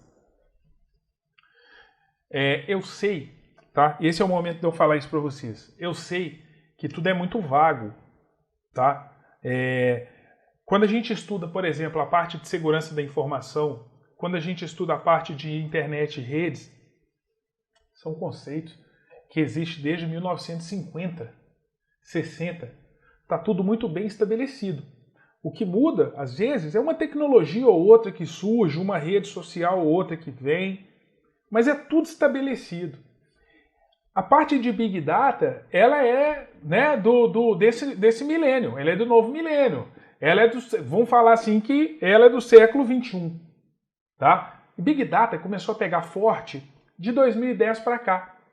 E a gente não tem ainda um material que seja, vamos falar assim, focado nisso e que dite todas as regras de como as coisas devem funcionar. Ainda é uma ciência em desenvolvimento. Ainda é caro para a gente implantar isso, nem toda empresa. Vamos falar assim, já está bem maduro, mas ainda não é 100% consolidado, não tem aquele manual ou aquela referência em Big Data e tal. Então é por isso que você vai sentir que você está meio voando, mas é assim mesmo, tá? É um conteúdo mais teórico, é isso mesmo. Então você pode ficar tranquilo que eu vou te mostrar as questões. Lembra que eu te prometi que eu te mostraria as questões de um outro assunto que é muito teórico, que é o Internet das Coisas? A gente fez questões 6 ou 7. Aqui vai ser a mesma coisa, tá? Então vamos prestar atenção, vai dar certo, na sua prova vai cair desse jeito. Se para você está vago, para o seu concorrente também estará. Então fica tranquilo que é isso aqui, tá certo? Então a análise preditiva é quando a gente analisa eventos passados para tentar determinar o que vai acontecer no futuro. Olha lá, permite a antecipação de resultados e comportamentos por meio de técnicas como mineração de dados, que a gente chama de data mining, estatística, modelagem e inteligência artificial. Os padrões encontrados em dados históricos e transacionais podem ser usados para identificar riscos e oportunidades para o futuro. Tá certo? Então a gente consegue prever o futuro com base no que passou, com base na identificação de padrões. Aqui eu montei essa imagem aqui, eu traduzi essa imagem para vocês, que fala sobre dados estruturados e não estruturados. Lembra que eu falei que eu explicaria isso? Então vamos lá. Dados estruturados podem ser exibidos em colunas, linhas e bancos de dados relacionais. Números, datas e textos. 20% dos dados corporativos, gente, são estruturados. Ele requer menos armazenamento, principalmente porque são dados textuais. E ele é fácil de armazenar e de proteger. Esses são os dados estruturados. Olha os dados estruturados. Eles não podem ser exibidos em colunas, linhas e bancos de dados relacionais. Então a gente usa o que? Grafo, a gente usa o que? Arquivos. São imagens, áudio, vídeo, arquivos do Word processados, e-mails, planilhas, comentários, curtidas, que são os famosos sentimentos nas redes sociais. São 80% dos dados corporativos. Quer dizer, pessoal, olha o quão isso fala. Quando a gente não tinha tecnologia para analisar os dados não estruturados, a gente perdia 80% desse conteúdo. Ele requer mais armazenamento, até porque tem vídeo, e são 80%, então requer mais espaço, e ele é mais difícil de armazenar e proteger. Beleza? Então aqui, ó, tratei aqui de dados estruturados e dados não estruturados, para que você não fique a ver navios. Beleza. Bom, gente, normalmente, para trabalhar dados estruturados, a gente usa uma linguagem chamada SQL, que a gente chama de SQL. é a linguagem usada para manipular bancos de dados estruturados, ou seja, banco de dados, aqui ó, bancos de dados que possuem esquemas de tabelas, colunas e linhas. A linguagem NoSQL, aqui ó, a linguagem NoSQL não exige uma estrutura rígida para funcionar, sendo, portanto, adequada para trabalhar com Big Data. Sabe o que significa NoSQL? Not Only SQL. Tá certo? Então quer dizer que não é somente SQL, tem outros recursos envolvidos. Então assim, ó, quando a gente quer trabalhar com Big Data,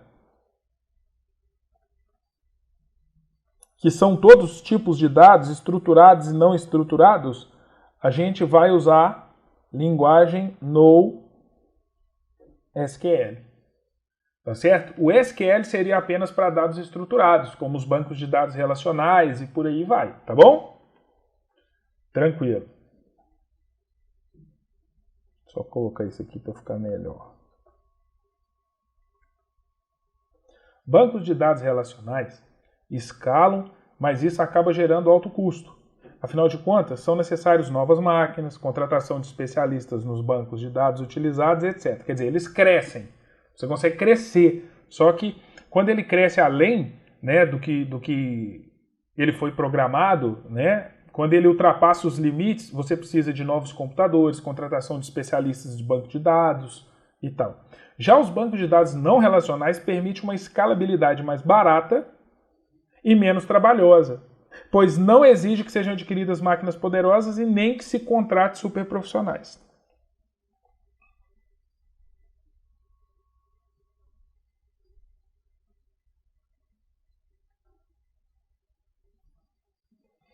Beleza. Em um banco de dados NoSQL, toda a informação necessária será agrupada em um registro, diferente de um banco de dados SQL, em que uma informação é formada pelo relacionamento de várias tabelas. Beleza, isso aqui é mais específico, tá, gente? Tá. Fases do processo de análise sugerido pelo Big Data. Então aqui eu vou te passar quais são as fases, né? Quando que a gente captura, quando que a gente armazena, quando que a gente trata as informações, quando que a gente extrai os padrões. Então essas fases aqui, elas são bastante importantes para a nossa prova, para a nossa aprendizagem. Bom, para que ocorra com sucesso, o uso desse novo conceito é necessário que as organizações sigam algumas fases do processo de Big Data. Então, olha lá. Coleta de dados ou aquisição e agravação. É a primeira fase do processo de Big Data. Nesse momento, devem ser analisados o volume e a variedade dos dados que são coletados. É necessário que se faça uma limpeza, formatação e validação dos dados coletados, para que sejam eliminados erros, dados incompletos, incoerentes, ou seja, inconsistências, né? Evitando contaminar análises futuras. Ou seja, lembra daquela história de que entra lixo, sai lixo? Então, não é simplesmente capturar os dados e jogar lá dentro. Não, a gente captura os dados, a gente faz uma limpeza, faz uma formatação, coloca os dados no mesmo formato, bonitinho, né? Remove inconsistências, né? E por aí vai. Então a gente tem que padronizar as coisas aqui, preparar para serem analisados. Beleza. Depois disso, vem a fase de integração, agregação e representação dos dados obtidos. Aí aqui, ó, diferentes tipos e formatos de dados devem receber tratamentos específicos. Então, é a parte da integração, é a parte da agregação, em que cada dado será tratado de uma forma específica. Nessa fase, é importante definir categorias de dados, critérios de validação e aceitação, também critérios de segurança, que vão variar de acordo com as fontes de dados. Tá? Então isso aqui, gente, a gente está fazendo o quê? Agregando os dados, preparando os dados aqui, tratando cada dado como deve ser tratado. E aí, a gente tem, depois de ter feito isso, a gente vem a parte de análise e modelagem dos dados. Tá? Aqui entra o cientista de dados, né? Um profissional com habilidade, ciência da computação, matemática, estatística e conhecimento de negócio. Então aqui é a parte que vai analisar os dados, tá? Beleza. E aí, pessoal, eu coloquei aqui alguns casos para vocês verem. Mas antes, vamos lembrar, eu tenho a parte de captura dos dados, tá certo? Então, deixa eu voltar aqui para o início. Coleta, aquisição e gravação dos dados.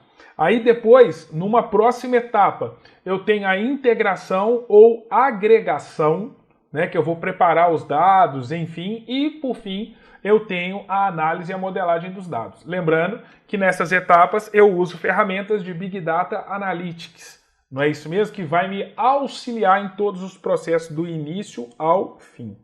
Tá? Olha só, pessoal. Isso aqui eu acho fantástico.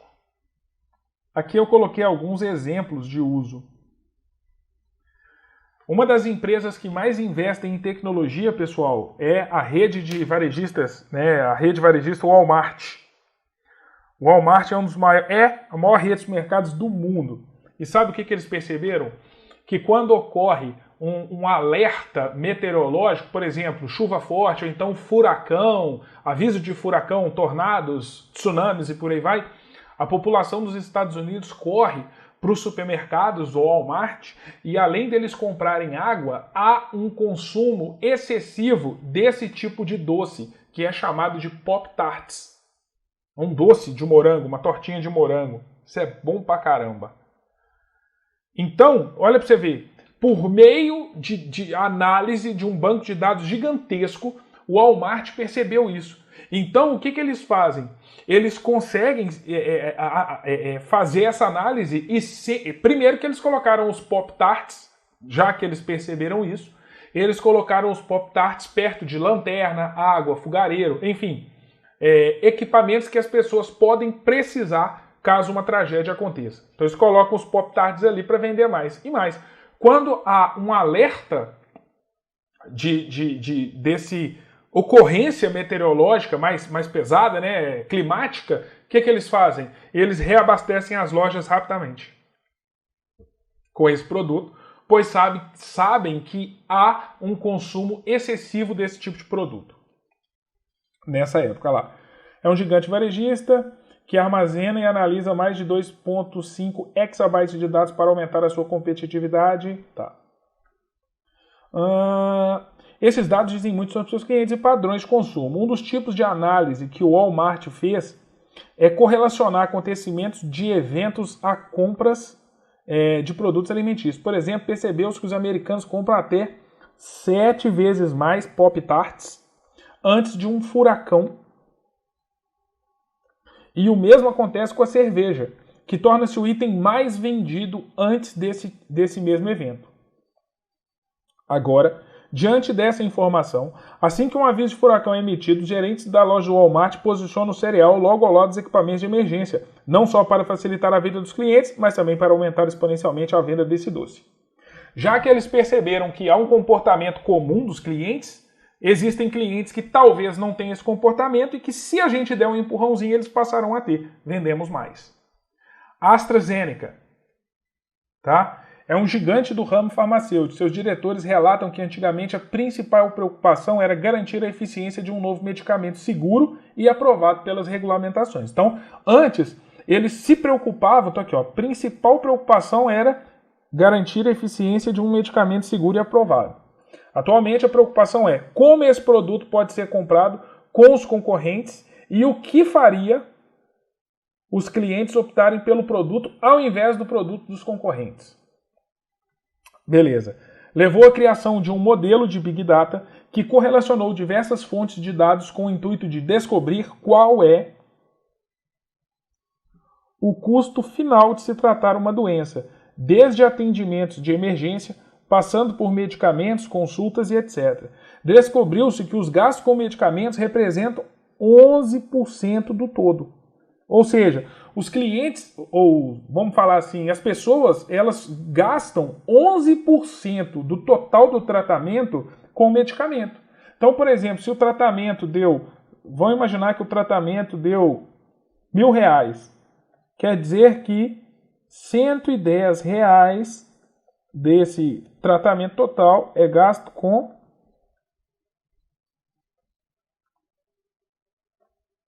medicamentos.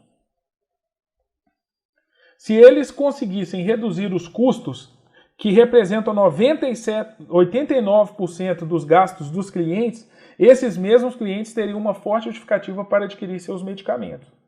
Tá? Então eles podem desenvolver ações para 100%. Menos 11% que os clientes gastam com medicamento é igual a quê? 89% de outros gastos. Então eles poderiam criar ações aqui para reduzir esses 89% dos outros gastos dos clientes. Tá certo? E aí os clientes optariam pelos seus remédios, medicamentos. Com esse mesmo modelo de Big Data foi possível determinar a viabilidade de se precificar um medicamento, pois em muitos casos gasta-se muito dinheiro com pesquisas e fabricação e a lucratividade de tal medicamento era muito baixa, fazendo com que fosse mais viável interromper o processo de pesquisa e fabricação. Então, às vezes, para fabricar um remédio, fica tão caro que a venda dele se torna inviável.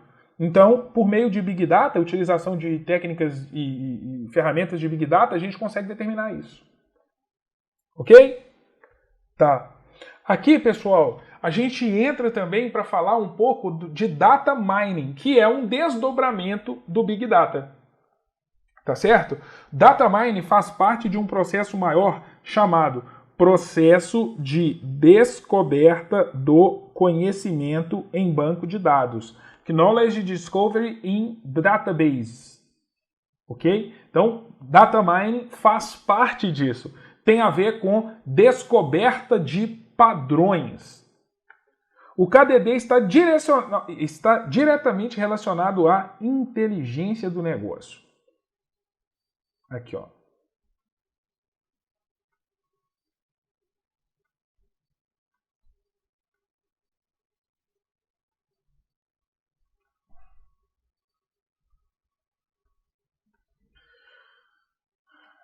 Descoberta de padrões úteis em grandes bases de dados. Tem que ser padrão útil. Durante a vida de um sistema, várias informações são acumuladas, milhões de tuplas, registros, etc. Essas informações, quando bem trabalhadas por si só, produzem o conhecimento. Há 5 fases do processo de descoberta do conhecimento. Aqui é importante também, tá certo? O KDD, que é o processo de descoberta de conhecimento em banco de dados, databases, discovery, descoberta. Então, esse KDD ele é dividido em 5 fases. 5 fases. E vocês precisam saber qual é. Às vezes, numa prova de concurso, eles se confundem, os conceitos envolvidos em banco de dados, Big Data, Data Mining, KDD, isso aí pode até se confundir. Então, não tem bem definido o que é um e o que é outro, mas os conceitos estarão na sua prova, porque isso faz parte do tópico de transformação digital do seu edital. Então, fique atento. Quais são as 5 fases do processo de descoberta de conhecimento? Aqui, ó.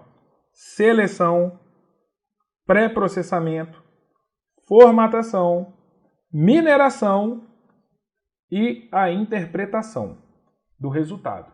Tudo isso se transformou em conhecimento. Lembre-se, qual que é o nome do processo?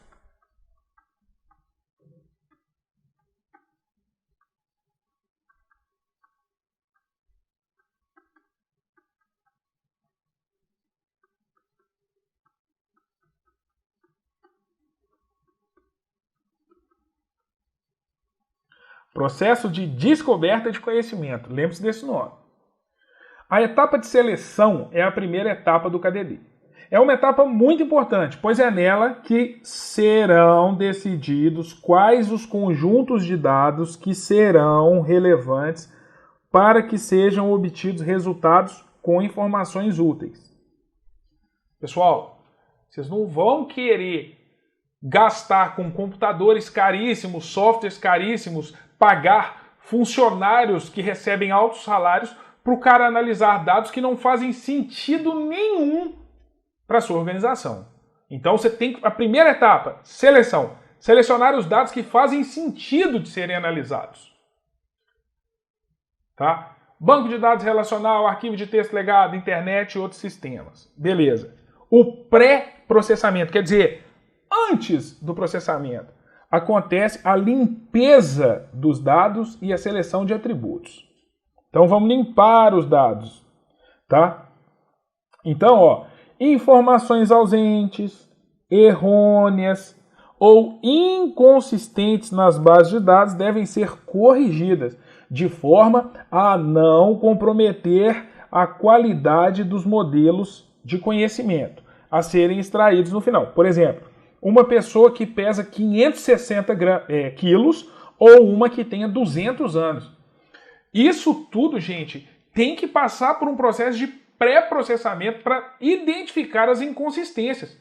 Lançou lá 560 quilos, fala, ó, difícil, uma pessoa de 200 anos, são dados inconsistentes, tá? São dados inconsistentes. Pré-processamento. Transformação ou formatação dos dados. Analisa os dados obtidos da etapa anterior. Qual que é a etapa anterior?